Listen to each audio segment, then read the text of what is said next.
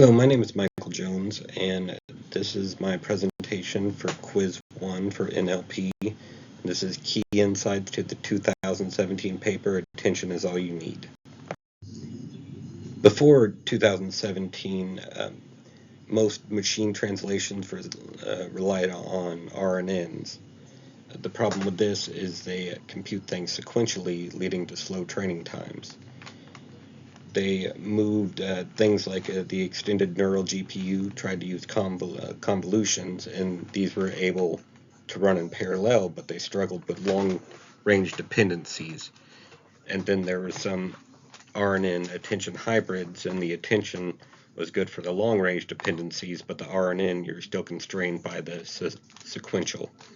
So the transformer was introduced, and this was self-attention only. It was able to be parallelized, and it did fine with long-range dependencies.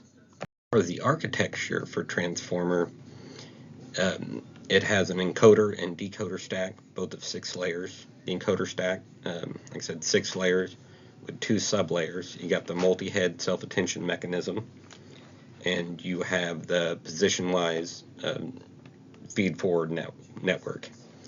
This also has residual and layer normalization for stabilization. The decoder network, or the decoder, has 6 layers also, but with 3 sublayers. It has a masked multi-head attention mechanism. This prevents it from looking forward at future tokens. An encoder-decoder attention mechanism, and this queries, decoder queries encoder outputs, also with a position-wise feed-forward network, and also with the residual and layer normalization. Basics of the attention mechanism: it tells how strongly one token embedding relates to another token embedding. And each token gets projected into queries, keys, and value vectors. So the queries basically, what am I looking for? Keys, what do I have? Values, what information do I return? That's a very basic rundown. The paper calls this a scaled dot product attention, and there is the equation for it. And if we go through it, the attention score, which is the QK transpose, the dot product, that tells how well the query relates to the key. This is also scaled, which that's the square root of the dimension of k there. That helps with when the dimensions get large, and the softmax converts it to probabilities, and then the value, it's multiplied by the value, which is how much each query should focus on the keyword. And this is all summed up for the attention layer output, and it gives you a representation of the token and all relevant data from the input sentence. This uses a multi-head attention mechanism, so the multi-heads could be run in parallel. Here in the paper we have 8 heads, h equals 8, and the good thing, the multiple heads can learn different relationships. So say one can learn word order, subject-verb agreement, the other one could deal with long-range dependencies, the syntax and semantics, and then all those are concatenated. You concatenate all the head and it is projected back, and this improves the model's expressiveness. However, since transformers do lack recurrence, the model has no positional information, and it needs positional information. I mean, the position of word order in a sentence matters, so positional information is added to each embedding, and this allows easy computation of relative position. This is done by a sinusoidal encoding function. You have for even dimensions, you have the sign right there, the position, and that. And then for odd dimensions, you have the cosine. So why self-attention? It does have a lot of benefits, lower computational complexity per layer. The more computation can be run in parallel, which means faster training, and there's a constant path length between long-range dependencies. As we could see from the graph, you have a big O of 1 right there for maximum, so it's just a constant path length.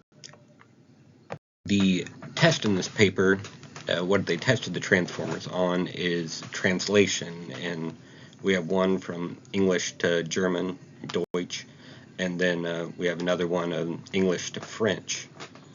And the metrics in this were the BLEU, it's a bilingual evaluation understudy, and we can see that the BLEU is basically how similar machine output is to the human reference translation. The higher it is, the better. We could see from the chart here at the bottom that English to Deutsch, it had the highest BLEU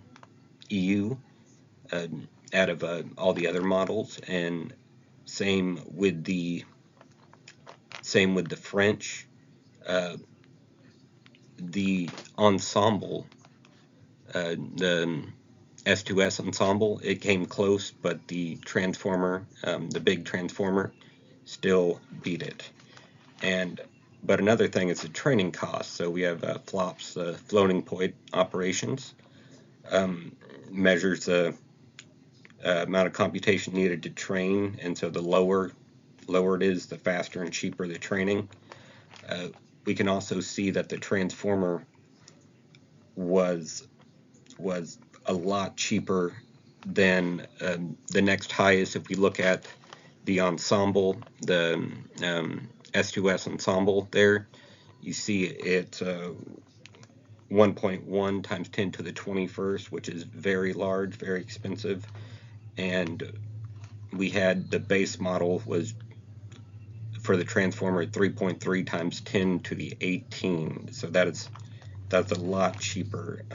So it actually scored better on the BLEU and trained a lot faster. So next they did variation studies, studies where they varied the number of heads, the key and value dimensions, the model size, the dropout rate, the positional embedding, and they came to several conclusions. So 8 heads was optimal. The depth beyond 6 layers, it actually decreases your BLEU. Larger models, or larger D models in DFF actually help more than extra layers. And scaling up the data at the very bottom here, you have scaling up the data, the transformer big, it gives the best results. It's trained on, a lot more images.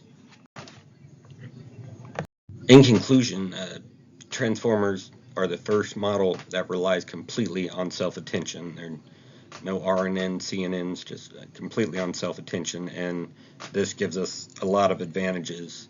It could run more in parallel for faster training. It does better to capture long-range dependencies between words. It is competitive or even outperforms previous models, even big ensemble models. It's faster and requires less computational complexity. It's the best of both worlds there. Okay, thank you.